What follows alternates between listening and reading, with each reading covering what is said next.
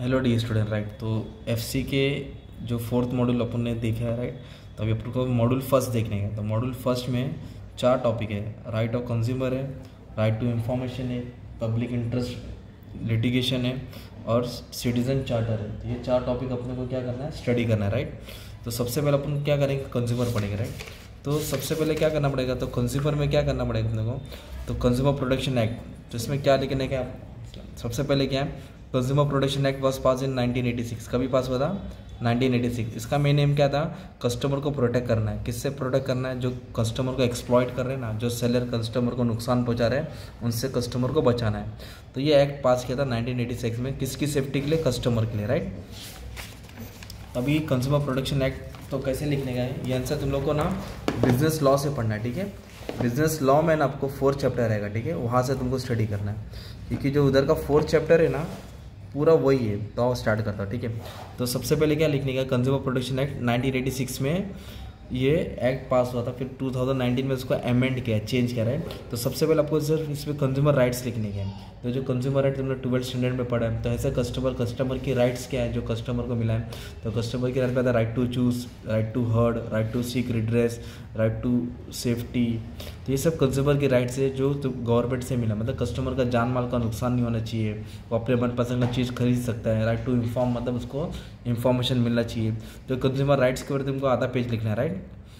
तो consumer rights को explain कराना है। तो इसका फीचर्स लिखना है, क्या लिखना है, फीचर्स। तो कंज्यूमर जो प्रोटेक्शन एक्ट है उसका फीचर्स क्या है, जो ये एक्ट है कवरेज इन इंडिया, मतलब ये एक्ट पूरे ऑल ओवर इंडिया में कवर होता है और इसकी एप्लीकेबिलिटी हर जगह, राइट। और कंज्यूमर कौन होता है, जो गुड्स परचेज करता है, जो खुद कंज्यूम करता है। कंप्लेनेंट जो कंप्लेंट करता है, कंप्लेंट मतलब जो प्रॉब्लम्स रहता है कस्टमर, किसके रिलेटेड कंप्लेंट करेगा, faulty measures, high price charge करना, poor quality, over exaggerated advertisement, तो उसका कंप्लेंट रहेगा। डिस्प्यूट कहाँ करेगा, डिस्प्यूट मतलब मैटर होता है किसके बीच में, कॉन्फ्लिक्ट होगा सेलर और कंज्यूमर के बीच में, और कहाँ होता है ये मैटर डिस्कस, कंज्यूमर कोर्ट में होता है, right.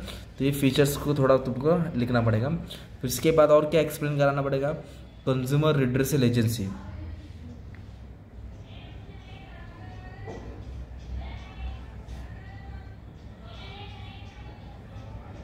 Consumer redressal agency, right. तो कंज्यूमर रिड्रेसल एजेंसी कौन है, कंज्यूमर कोर्ट होता है उसको। तो there are 3 levels of courts. तो 3 रिड्रेसल एजेंसी बना है, 3 लेवल के कोर्ट्स है। तो ऐसा तुमको ये मीनिंग हो ही जाएगा तुम्हारे बुक का। तो मैंने तुम्हारे लिए हेडफोन बना, इधर से 2-4 लाइन डाल देने का। कंज्यूमर प्रोटेक्शन एक्ट इधर से 4 लाइन ले लिया तुमने।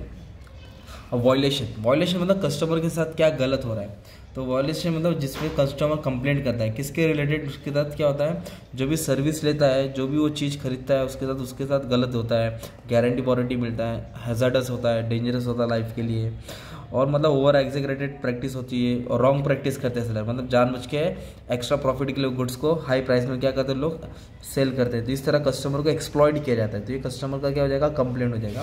फिर तुमको फिर ये वाला टॉपिक को एक्सप्लेन करना है। कौन सा वाला टॉपिक को, ये एक सेकेंड इधर दिया रहे, हाँ इधर है, consumer courts and consumer movement.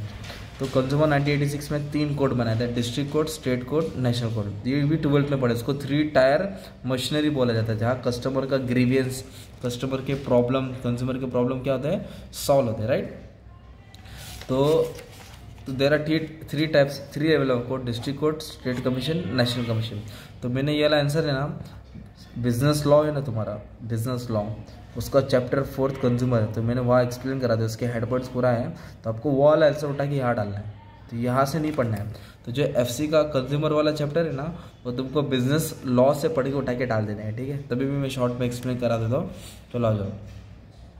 हाँ, तो डिस्ट्रिक्ट कोर्ट का पावर क्या है, पर्टिकुलर डिस्ट्रिक्ट तक, स्टेट का पर्टिकुलर स्टेट तक, नेशनल का एंटायर कंट्री, मतलब जैसे थाने डिस्ट्रिक्ट हो गया, स्टेट बोले तो महाराष्ट्र आ गया, और नेशनल कमीशन मतलब पूरा एंटायर कंट्री में आ जाता है। डिस्ट्रिक्ट कोर्ट का हेड, जो डिस्ट्रिक्ट फोरम है उसका हेड कौन होता है, डिस्ट्रिक्ट कोर्ट का जज होता है।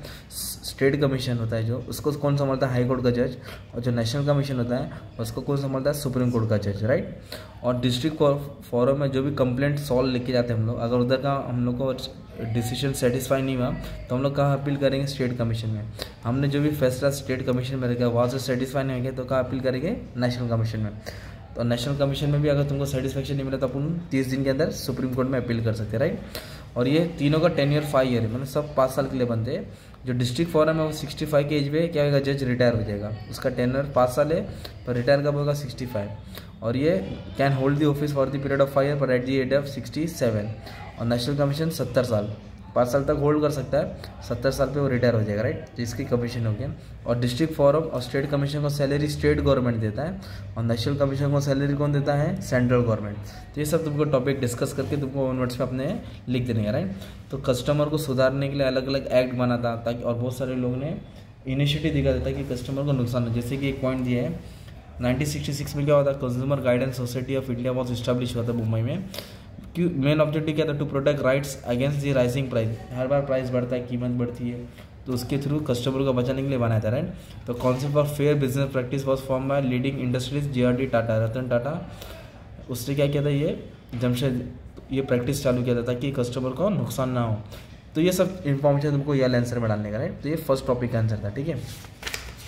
अब नेक्स्ट टॉपिक चैप्टर का नाम है राइट टू इन्फॉर्मेशन। क्या है, RTI एक्ट बोलते हैं इसको। 2005 में ये एक्ट पास हुआ था, ठीक है। तो ये एक्ट का मेन खासियत क्या है, मन में क्या, राइट टू इन्फॉर्मेशन मतलब होता है, इधर जी ला देखो, ऑब्जेक्ट ऑफ द एक्ट मतलब आप गवर्नमेंट से जानकारी ले सकते हैं, राइट। तो राइट टू इन्फॉर्मेशन 2005 में आया था 12 अक्टूबर को। बहुत सिग्निफिकेंट लेजिस्लेशन मतलब कानून रूल्स है जो गवर्नमेंट ने लेके आया था पार्लियामेंट में। RTI has been enacted to provide setting out practical regime of right to information for citizen। मतलब हम सिटीजन, हम नागरिक हैं, हम गवर्नमेंट से जानकारी ले सकते हैं। जो भी ज़रूरत इन्फॉर्मेशन है, एक पर्ची डालना पड़ेगा, लेटर डालना पड़ेगा, जिसके थ्रू हम जानकारी, नॉलेज, जो भी रिक्वायर इन्फॉर्मेशन वो ले सकते हैं। तो उसका एक्ट है, क्या रूल्स है, आप स्टडी करते हैं। तो सबसे पहले क्या पढ़ना पड़ेगा अपने को, उसका ऑब्जेक्टिव पढ़ना पड़ेगा, राइट। तो आ जाओ, मैंने आंसर तो कुछ एकदम इजी लैंग्वेज में लिख दिया, पहले उसको डिस्कस कराता हूँ, फिर तुमको आगे का पढ़ा दो, ठीक है। ये देखो, तो राइट टू इन्फॉर्मेशन 2005 में उसका मेन ऑब्जेक्टिव क्या था, ग्रेटर ट्रांसपेरेंसी। ट्रांसपेरेंसी का मतलब होता है एकदम क्लियर रखना, कुछ चीज़ छुपा रहनी। सिटीजन और गवर्नमेंट के बीच में जो भी जानकारी रहेगी एकदम क्लियर रहेगी। सिटीजन को जो ज़रूरत इन्फॉर्मेशन चाहिए उसके रिलेटेड, पब्लिक वर्क के रिलेटेड उसको इन्फॉर्मेशन मिलेगा। गवर्नमेंट का सीक्रेट इन्फॉर्मेशन वो नहीं ले सकता, ठीक है। अकाउंटेबिलिटी, इससे क्या होगा, गवर्नमेंट के ऊपर एक जिम्मेदारी रहेगी। It will be responsibility for the government to accountability मतलब जवाब देना, रिप्लाई करना। और फिर इससे करप्शन कम होगा, क्योंकि हर बार नागरिक, सिटीजन गवर्नमेंट का दरवाजा खटखटाएगा, जब इन्फॉर्मेशन लेगा, इससे करप्शन प्रैक्टिस क्या होगा, कम होगा, राइट। इससे क्या फ़ायदा होगा मालूम है, it will help in better understanding of government working. तो गवर्नमेंट के का काम किस तरह चल रहा है, उस दोनों के बीच में एक अच्छा अंडरस्टैंडिंग होगा। Improvement in development program, government जो भी अपना प्रोग्राम्स बना रहा है, डेवलपमेंट कर रहा है, वो सिटीजन को मालूम पड़ेगा। कि सिटीजन उससे पूछ सकते हैं कि कितना टाइम में काम होगा, so. Improvement in delivery of service, जो भी गवर्नमेंट की सर्विस स्लो चल रही है, तो राइट टू इन्फॉर्मेशन के थ्रू सर्विस क्या हो जाएगी, एकदम फास्ट हो जाएगी, एफिशिएंट हो जाएगी, टाइम पे हो जाएगी। और इससे क्या है, अच्छी जो लोगों को सर्विस नहीं मिल पा रही है वो RTI एक्ट के थ्रू अपनी से गवर्नमेंट से सर्विस ले सकती है। तो better service to poor people, reduction of migration भी थोड़ा हद तक कम हो जाएगा RTI के थ्रू। और रिसॉल्विंग डिस्प्यूट मतलब मैटर्स, जो भी मैटर्स है वो गवर्नमेंट को हम लोग अर्जी डाल के क्या करता है, गवर्नमेंट आके क्या करेगा, इंटरफेयर करेगा, मैटर को सॉल्व कर सकते हैं। तो ये फ़ायदा हो गया, राइट। तो प्रोविजंस, फिर प्रोविजन लिखने के, जैसे कि हम लोग क्या क्या RTI के थ्रू इन्फॉर्मेशन ले सकते हैं। मेंटेनेंस ऑफ रिकॉर्ड, मतलब रिकॉर्ड इसमें गवर्नमेंट के पास अप टू डेट रिकॉर्ड रहता है हर चीज़ का, तो हम लोग वो इन्फॉर्मेशन पूछ सकते हैं। तो गवर्नमेंट क्या करता है, अपना data publication of information, data को क्या करता है, वो पब्लिश करता है न्यूज़पेपर में।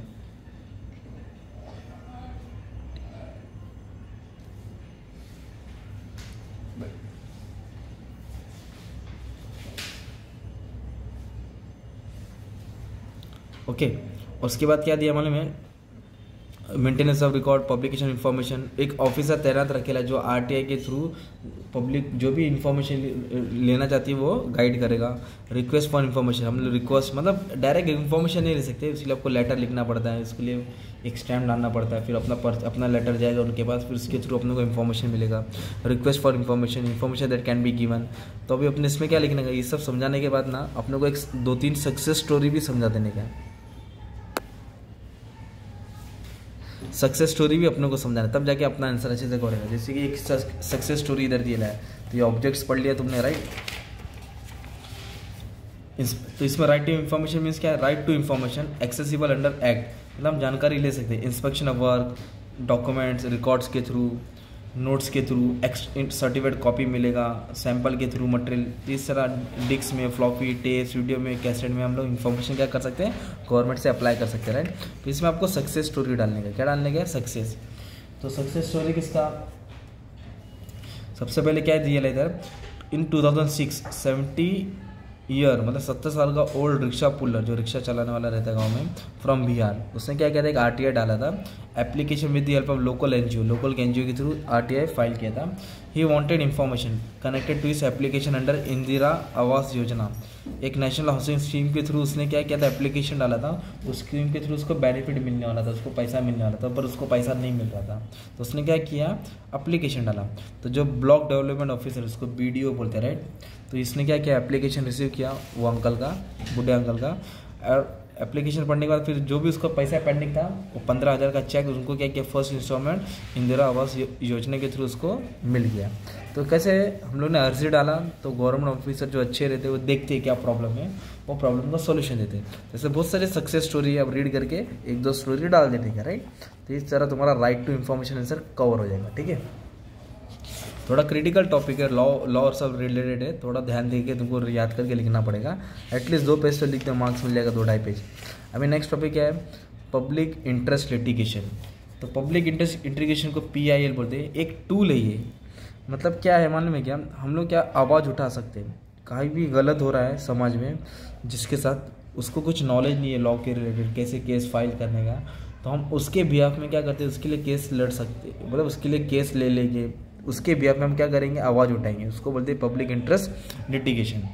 तो सिंपल वर्ड लिटिगेशन मतलब क्या होता है, फाइल्ड इन ए कोर्ट, मतलब केस फाइल करना, किसके लिए, पब्लिक इंटरेस्ट में, जहाँ गंदगी होती है, रोड सेफ्टी नहीं है, प्रोडक्शन नहीं है, ह्यूमन राइट्स वायलेट, मानव अधिकार वायलेट हो रहा है, तो इस जब किसी के साथ गलत होता है, इनजस्टिस होता है, तो इसके लिए हम लोग क्या कर सकते हैं, उसके लिए बिहाफ में हम क्या उठा सकते हैं, आवाज़ उठा सकते हैं।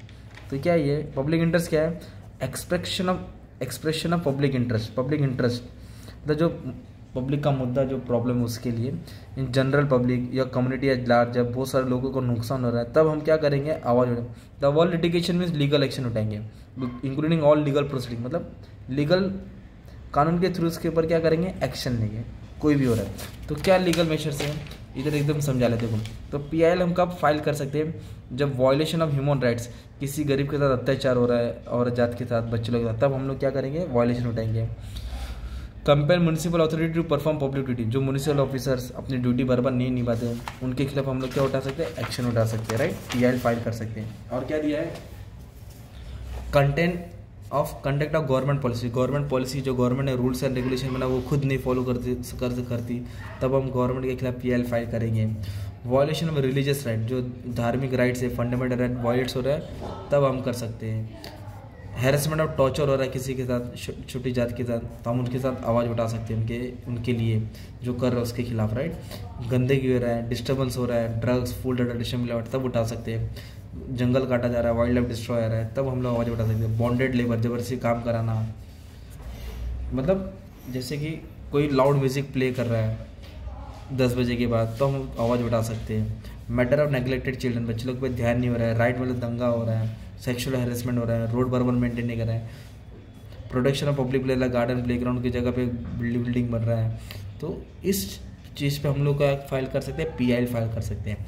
Banquet hall play loud music at night causing noise pollution, तो ये सब हम लोग क्या उठा सकते हैं, आवाज़ उठा सकते हैं। जैसे इधर केस दिया, आपको ये पढ़ना पड़ेगा, vehicle parking at Shivaji park, fast track court, तो ये सब क्या, मिसिंग चिल्ड्रन ऑफ इंडिया, ये सब केस है, तो 1-2 केस उठा के आपको डालने का, ये है PIL, राइट। एक पब्लिक इंटरेस्ट लिटिगेशन का एक टूल है। तो क्या, what is public interest litigation, for is any public interest, the expression of public, something in which general public और the community at large some interest by which their legal और liability are affected, मतलब किसी group का कुछ समाज में बुरा हो रहा है, तो ये इंस्ट्रूमेंट है जो हम कोर्ट में क्या कर सकते हैं, केस फाइल कर सकते हैं, किसमें, ये सब प्रॉब्लम के थ्रू। ये तुम्हारा पब्लिक इंटरेस्ट लिटिगेशन, ये सब तुम लोग आंसर अच्छे से पढ़ के उठा के डाल देना, राइट।